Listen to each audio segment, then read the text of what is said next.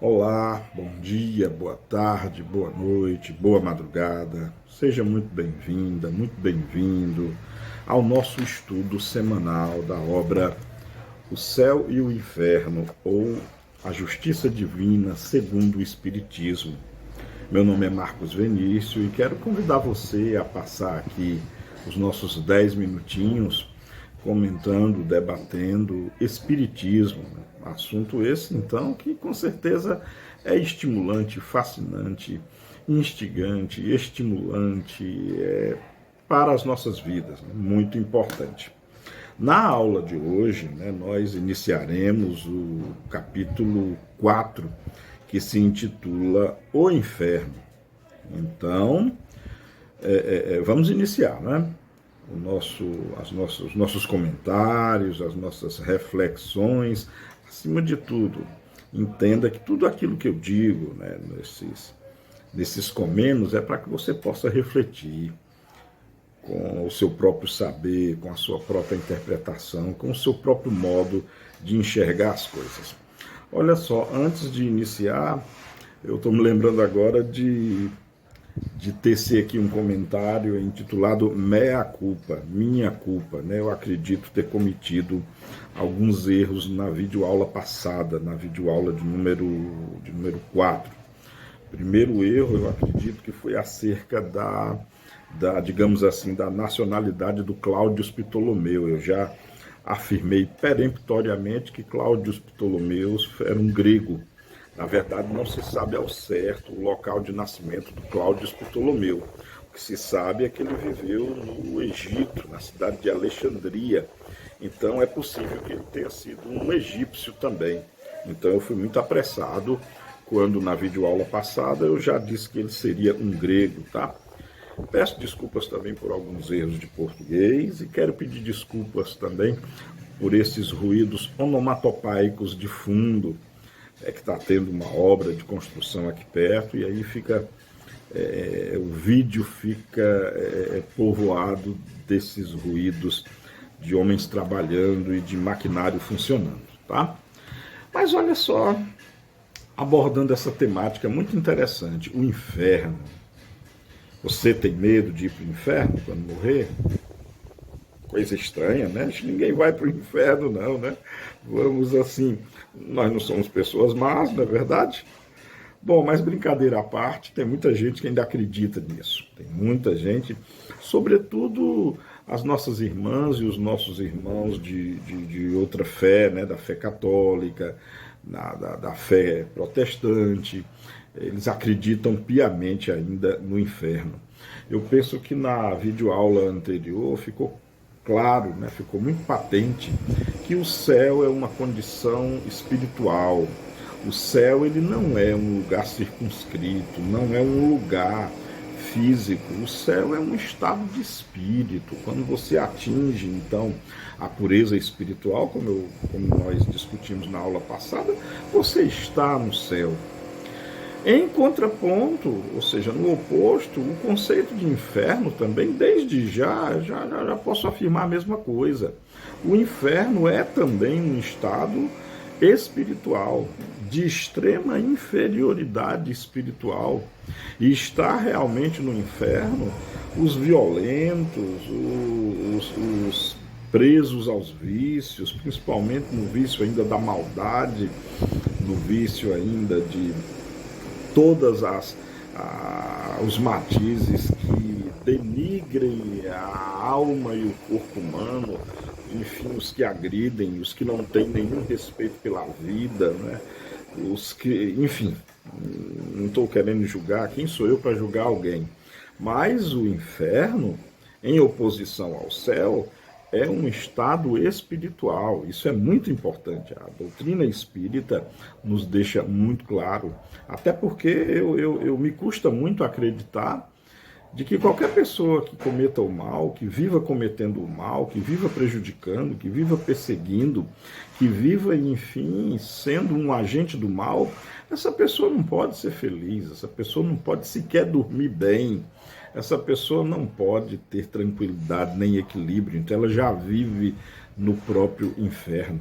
Mas inferno traduz-se também em muito sofrimento, né? Há quem diga que quem está na extrema pobreza está no inferno também, porque passa muitas privações e sofrem, né? Quem vai negar que, por exemplo, quem passa fome, quem não tem acesso a médico, quem não tem acesso a uma moradia, quem não tem acesso à educação, quem não tem acesso ao mínimo de conforto, quem vai negar que essa condição corporal, social, econômica, né? Quem vai negar que essa condição não traz extrema infelicidade, extremo sofrimento, e os que padecem de dores terríveis, né, com doenças esdrúxulas, por exemplo, com tipos de cânceres que são agressivíssimos, que combalem a pessoa, que faz a pessoa sofrer muitas dores, os que sofrem mortes terríveis, queimadas às vezes, cortadas, enfim. A dor também alude ao conceito de inferno. Então, inferno, de novo, contrapondo-se ao conceito de céu, certamente é também um conceito de espírito, e no que concerne ao físico, é um conceito também inerente às suas vivências, às suas vicissitudes, aquilo que você está vivenciando. Enfim, eu gostaria de ler o item 1. Tudo isso que eu estou falando inicia-se no capítulo 4 do livro O Céu e o Inferno, ou a Justiça Divina, tá? Kardec, já no primeiro item, ele faz uma introdução espetacular mesmo, sobre essa intuição sobre o inferno.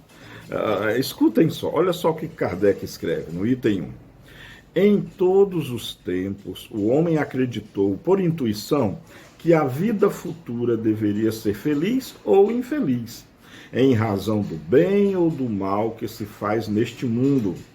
Apenas a ideia que disso faz está em relação com o desenvolvimento do seu senso moral e as noções mais ou menos justas que tem do bem e do mal. As penas e as recompensas são o reflexo dos seus instintos predominantes.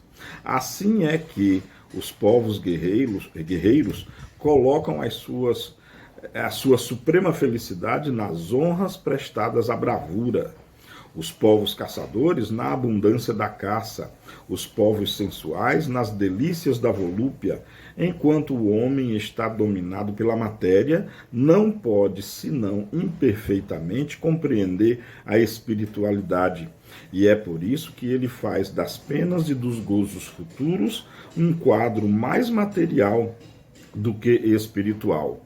Ele imagina que se deve beber e comer no outro mundo, mas melhor do que na terra, e de melhores coisas. Mais tarde, encontra-se nas crenças acerca do futuro uma mistura de espiritualidade e de materialidade.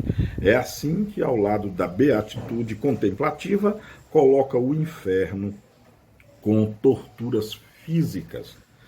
E é interessante quando Kardec alude aqui, por exemplo, que os povos de natureza sensual vai apregoar um céu com sensualidade, né? Não é à toa que vocês já devem ter ouvido falar que, por exemplo, lá nas terras árabes, enfim, nos povos em que você tem muita predominância da raiz, por exemplo, do terrorismo, admite-se que o terrorista, por exemplo, que ele coloca bomba no próprio corpo e se explode num restaurante, esse indivíduo que aceita colocar bananas de dinamite nele mesmo para se explodir em algum lugar público, ele acha que quando morrer ele vai acordar no paraíso cercado de 70 virgens. Olha só o apelo sensual, o apelo sexual.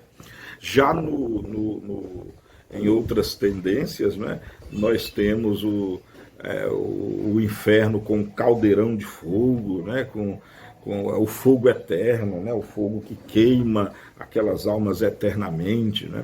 Ao lado, no inferno pagão, né, ao lado dos Campos Elíseos, nós temos o Tártaro, que é um lugar de dor e sofrimento. Então, realmente, cada cultura coloca na sua maneira de pensar, o seu conceito de inferno, levando sempre em conta que o inferno deve ser aquele lugar de muito sofrimento, de muita tortura, e o que é mais, talvez fascinante, mais triste de lembrar, que parece que Deus e os anjos se comprazem em ver o sofrimento daqueles que se perderam, daqueles que foram condenados, né?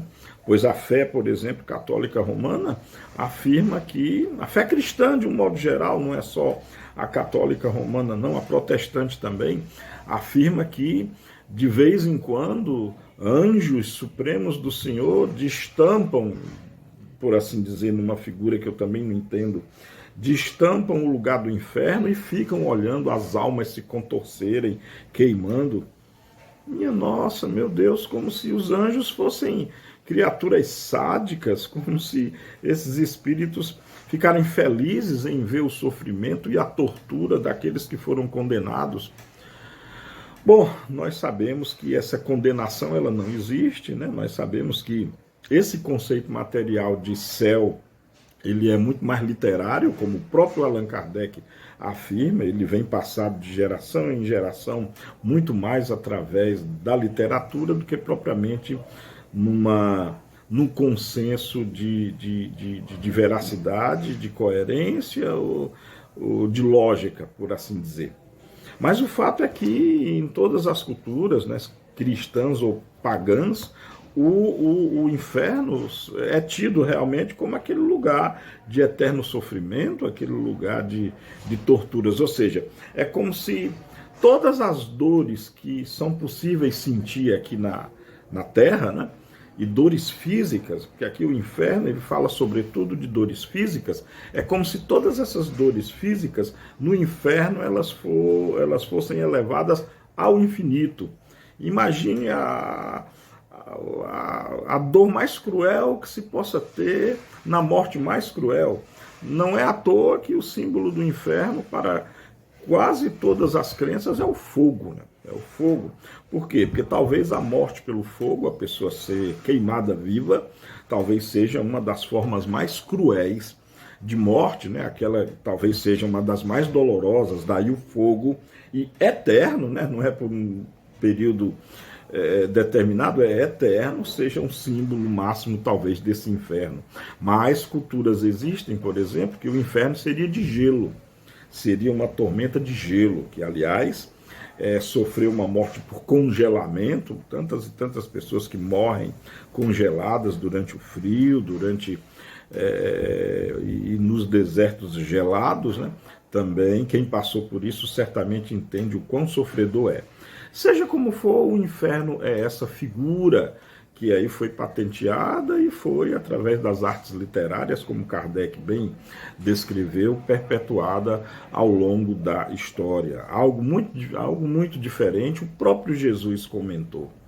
Jesus, aliás, ele falou sim na sua prédica, nos seus ensinamentos, sobre sofrimentos ou gozos futuros. Mas é interessante, fica como dever de casa aí.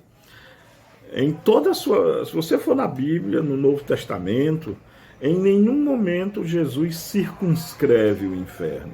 Em nenhum momento Jesus fala de um lugar, de uma pena eterna. Jesus fala, sim, de sofrimento no futuro ou gozos no futuro, ou seja, felicidade ou dor no futuro. Mas ele nunca fala sobre um lugar circunscrito para isso.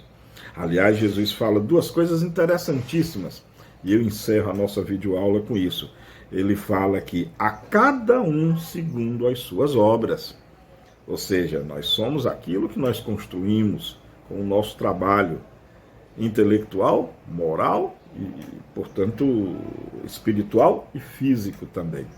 E incrível como Jesus fala, quando Jesus fala, na casa do meu Pai há muitas moradas, estratificando então o padrão de vida espiritual e material de nós, seres conscientes que vamos galgando lugares melhores ou não tão bons, dependendo daquilo que fazemos, dependendo daquilo que somos, dependendo daquilo que exercemos. Bom, é isso que eu tinha para dizer hoje.